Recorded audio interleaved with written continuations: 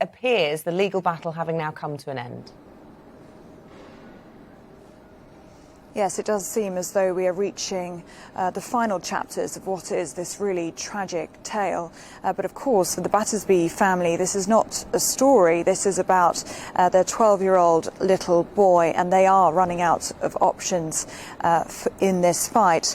Last night, the European Court of Human Rights, they refused an application for Archie Battersbee's parents to postpone the life support treatment being ended. They said they couldn't intervene with UK court rulings. Now, that won't come as a surprise to legal experts who were saying yesterday that legal precedent was not in their favour. You may remember the very similar tragic case of Charlie Gard in 2017. The ECHR then said they couldn't intervene in UK court decisions. That was expected to be the decision yesterday, but the Battersbee family certainly felt as though they had to go down that route. They had to feel as though they had done everything in their power.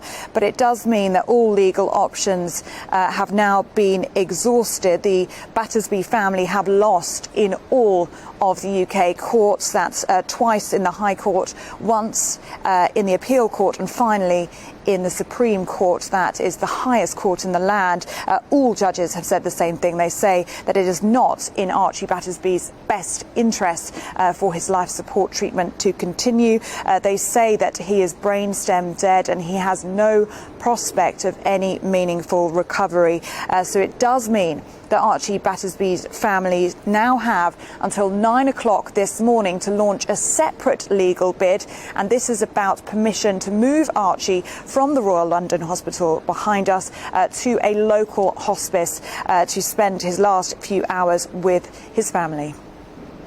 This has got to be actually very difficult for people in that hospital as well, Ellie. I mean, because as far as they're concerned, they're doing what is in the best interests of the patient here, of best interests of Archie, but with it amidst a huge amount of tension.